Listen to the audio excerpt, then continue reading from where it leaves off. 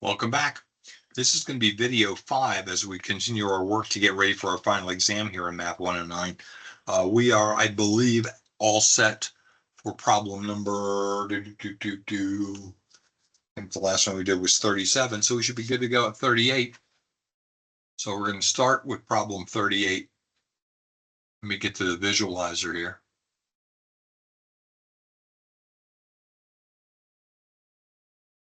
Boom.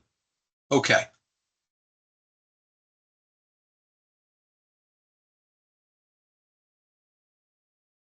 "38 says touchdowns are worth 7, field goals are worth 3.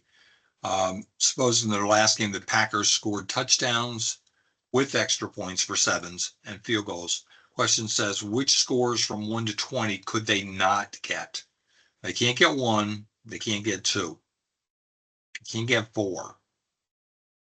They can't get 5. They can't get 8. They can't get 11. They can't get 19. They could get all the others, though. They could score 3 if they got 1 field goal. They could score 6 if they got 2 field goals. They could score 7 if they got 1 touchdown. They could score 9 if they got 3 field goals. They could score 10 if they got 1 field goal and 1 touchdown. They could score 12 if they got 4 field goals.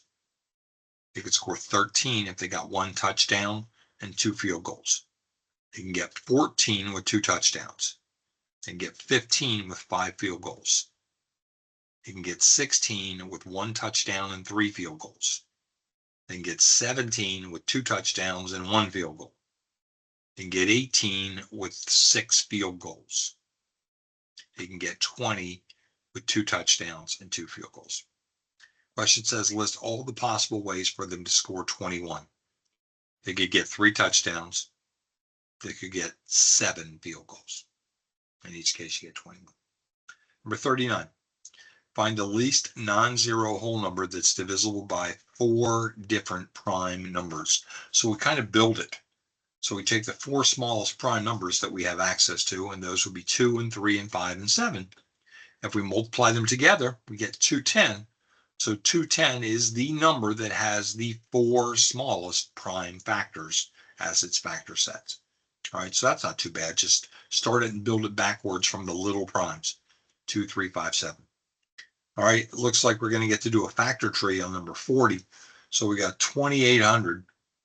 So I started to break it out. I broke it with 28 times 100 because I felt big numbers. Realized they're not prime, so kept on going. 7's prime, so I circled it. 4's not, so I busted it to 2 and 2. All right, 100 broke down to 4 and 25, neither of which is prime. 4 goes to 2 and 2, 25 goes to 5 and 5. So my prime factors, looks like I got a bunch of 2's, specifically 4 factors of 2. So I've got a couple of factors of 5. Looks like there's 1 lonesome factor of 7. So the prime factorization for 2,800, 2 to the 4th times 5 to the 2nd times 7. And that is number 40. Time for new answers.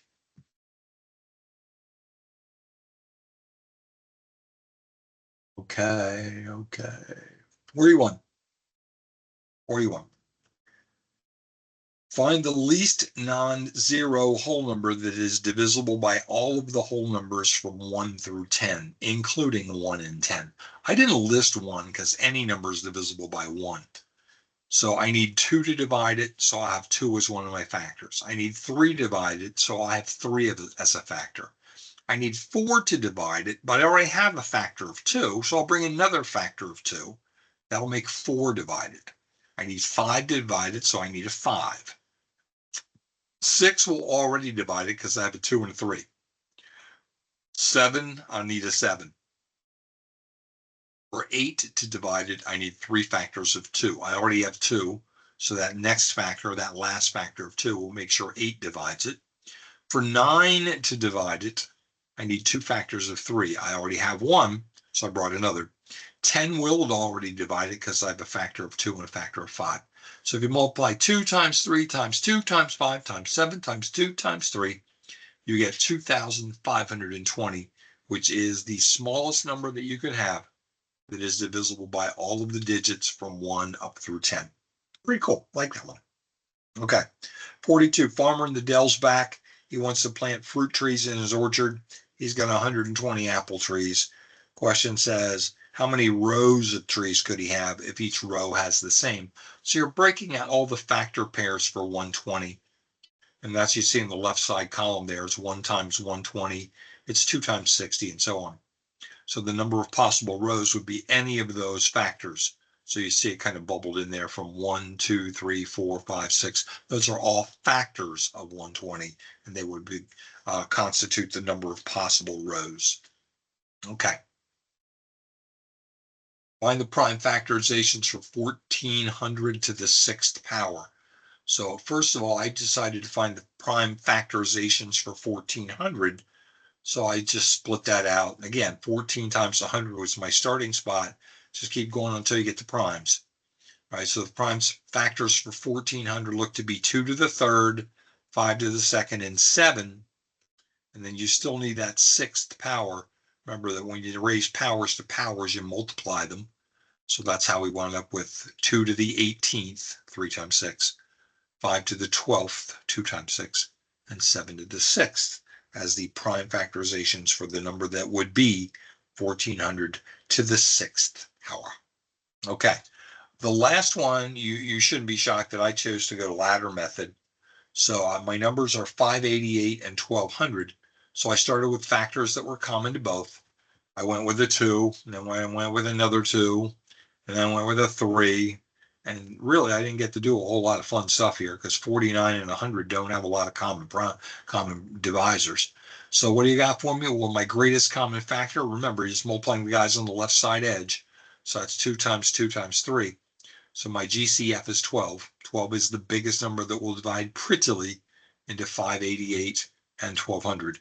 And then my least common multiple is the product of that big L-shaped stack of numbers.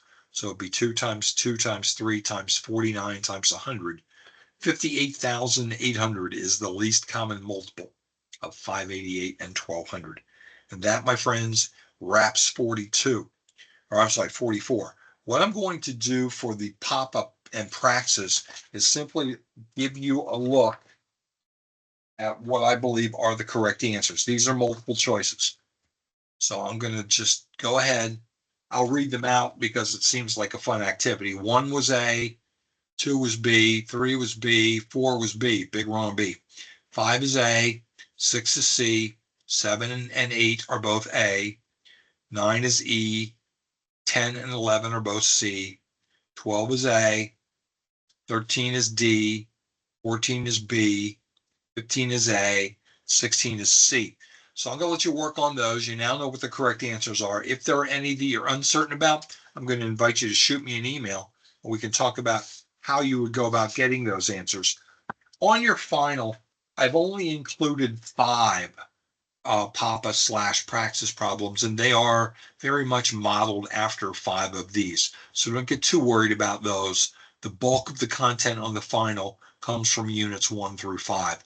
Hopefully this series of videos was helpful for you, and I will probably shut it down, and I'll wait for you to get everything organized and take the test and send me some results. See you then.